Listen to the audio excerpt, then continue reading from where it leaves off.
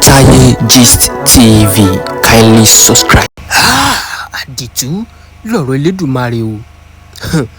Mo lérò pé gbogbo wa báyìí láti gbọ́ ọ̀rọ̀ tí actress Bíọ́lá Fowóṣeré tí wọ́n sọ lórí interview léyìí tí wọ́n ṣẹ̀ṣẹ̀ ṣe láìpẹ́ yìí.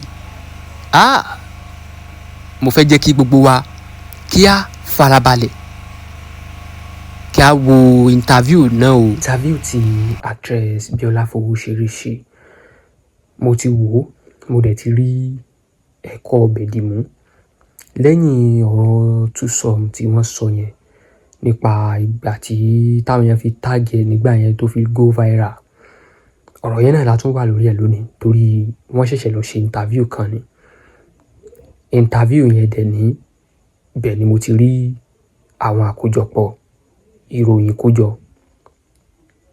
wípé wọ́n sọ ọ̀rọ̀ kan, ọ̀rọ̀ tí wọ́n dẹ̀ sọ yìí, wọ́n ní àwọn gbé movie kan jáde gan pàápàá tó jẹ́ wípé movie yẹn àwọn ti fìgbà kan post ẹ̀ rí sórí channel àwọn lórí YouTube tó dẹ̀ jẹ́ wípé àwọn ná owó rọ̀gùnrọ̀gùn bí 8 million naira sórí rẹ̀ tó dẹ̀ jẹ́ pé movie náà kò dùn, kò sọ̀rọ̀, ọ̀dọ̀ àwọn nìkan ni ó ti sọ̀rọ̀, kò ní sọ̀rọ̀ lọ́dọ̀ àwọn yòókù.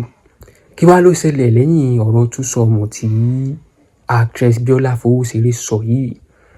N tó ṣẹlẹ̀ lẹ́yìn ìgbà náà òun la fẹ́ máa gbé yẹ̀wò. Ká tó sọ̀rọ̀ lọ síwájú, ẹ má gbàgbé láti bá subscribe sórí ìkànnì ojú Taye Gist TV láti máa jẹ̀bú ìròyìn lọ́kan kójọkan. Sàn láàrin ajé ní mú ní pẹ̀kọ́rọ̀. Kí ló fà á tí actress Bíọ́lá Fowóṣeré fi di ẹni tí àwọn èèyàn fi túsọ̀mù lọ? Ajé ní bóun ò bá sílé kẹ́nibọ̀dì má ṣe pé òun. Ajé jẹ́ ní ọlọ́wọ́ mọ́jẹ ní ọlọ́run. Ọ̀rọ̀ owó, iṣẹ́ ajé ló mọ̀ gbé wọn débẹ̀. Ìgbà tí arábìnrin tó interview wọn tó sọ̀rọ̀, ó fi ọ̀rọ̀ náà ṣe bí àwàdà ṣùgbọ́n ẹ mọ̀, òun lọ̀rọ̀.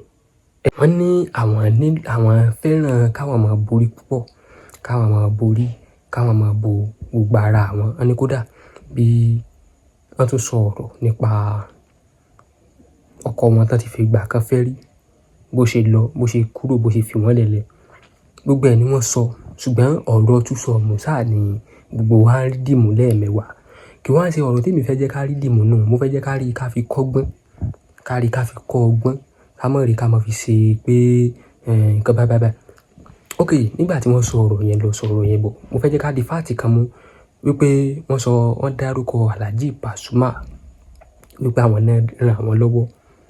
Mo fẹ́ jẹ́ ká jẹ́ nìkan tó jẹ́ pé a máa gbàbí kan wo ọ̀rọ̀ yẹn wípé ẹ jẹ́ ká jẹ́ ẹ̀dá tí ó mọ̀ ṣe oore tí ó bá jẹ́ pé a bá ní kápá nǹkan yẹn ní ọwọ́. Ju bẹ́ẹ̀ lọ, ó dáa. Nígbà tí a bá ní wípé ká máa wòran, ká máa sọ̀rọ̀ lórí nǹkan, tó bá jẹ́ pé Alhaji Pasuma a bá ṣe nǹkan burúkú ni, ẹ mọ̀ wípé bí ó kọ wọn ó ṣe jáde nìyẹn. Ṣùgbọ́n ìgbà tó jẹ́ pé nǹkan rẹ̀ ni wọ́n ṣe, kò jẹ́ kí àwọn èèyàn kan lè sọ pé nǹkan báyìí tí a rí. So ẹ fẹ́ jẹ́ ká máa jẹ́ nìkan tí ó mọ̀ ṣe oore. Sóre tó bá sóre lónìí fún yàn, o lè rò wípé bóyá èrè rẹ̀ ọ̀run ni. No, ayé báyìí ni ó ti kẹ́san gbogbo nǹkan tí èèyàn bá ṣe kó tó di pé yóò lọ sọ́run gan. Tí mo fẹ́ wá jẹ́ ká rí dìmú níbẹ̀ ó pọ̀. Ẹ tún jẹ́ ká gbàbí kan wò ọ̀rọ̀ tí wọ́n sọ wípé àwọn gbé eré àgbéléwò sí táwọn fi gbogbo owó tí ń bẹ ń kà pa àwọn táwọn fi yìí ṣe. Tẹ́lẹ̀ rẹ̀ pé wọ́n láwọn fi ṣe eré àgbéléwò yìí, àwọn gbé sórí YouTube kò play. Tá bá ní pé kò sí ayé, ẹ lọ lọ́rùn ẹni bẹ́ẹ̀ lẹ́nu, ẹni bẹ́ẹ̀ purọ́ ni. Ayé wà. Ẹ mọ̀ wípé ẹlòmíì gan mọ́ tí ń rògo síwájú ológo wípé tóun bá ṣe nǹkan yìí, tẹ́ni bá ṣe nǹkan yìí, ó lè jẹ́ lọ́wọ́. Wọ́n rò pé tí ẹni bá lọ post irú movie báyìí tó bá lọ di pé ibẹ̀ ni ó ti dé tí ó ti bẹ̀ là, ẹlòmíì á máa bínú pé nǹkan báyìí so ló fi jẹ́ wípé ẹ jẹ́ ká máa kún fàdúrà ní gbogbo ìgbà ká bá ti wà pé nǹkan báyìí mo fẹ́ ṣe o, ẹ jẹ́ ká fàdúrà lórí ẹ̀, ó dẹ̀ máa ṣe. Ká ní ó bá jẹ́ lómi ni yóò ní pé òun ní ìrẹ̀wẹ̀sì, àsìkò gbángangán ni òun dá kéèyàn give up o. Àwọn èèyàn ó fi nǹkan lọ́kúlọ lọ̀yàn, bí èèyàn bá fẹ́ purọ́ nìkan ní ó kù, wọ́n fi ìlọ́kúlọ lọ̀yàn, kò sí ẹni tí wọn ò ní fi ìlọ́kúlọ lọ̀ ní orí àgbéléwò, pàápàá jùlọ obìnrin tó bá járẹwà, wọ́n fi ìlọ́kúlọ lọ̀ dandan nìyẹn. Ṣùgbọ́n pẹ̀lẹ́ lákọ ó sì lábo. Ẹ bá rí bí wọ́n ṣe interview wọn tó, ẹ rí pé wọ́n sọ wípé ṣó jẹ́ ẹni táwọn mọ̀ ni. Kódà ẹni interview àyẹn gan sọ pé ẹ bá sì gbà pé kìnìkan ń sọ, ẹ ti mọ̀ wípé ẹni tán kọ́ nílé rẹ̀ tó dẹ̀ gbẹ́kọ̀ọ́ ni Bíọ́lá Fowóṣeré jẹ́. Ká lóbìnrin míì ni yóò gbà o, kò ní jẹ́ kẹ́nibọ̀dì gbọ́. Ṣùgbọ́n ẹ gbọ́rọ̀ tí actress Bíọ́lá Fowóṣeré sọ.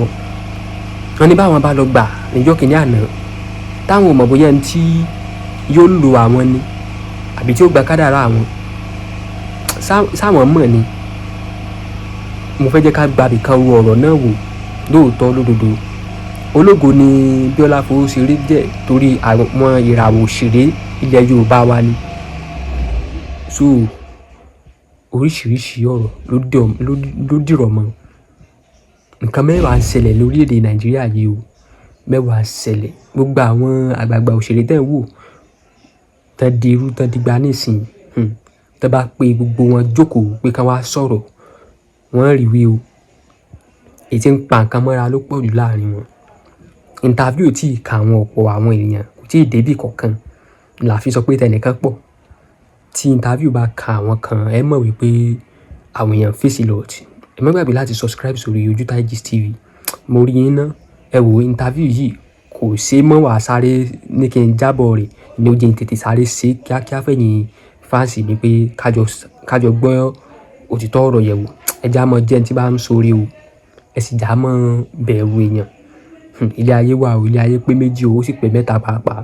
Mo gbà ládùúrà wípé ayé ò ní ṣe wá o. Ẹ má gbàgbé láti subscribe sórí Ojútáyé Gist TV. Èmi tí yín tòótọ́ o.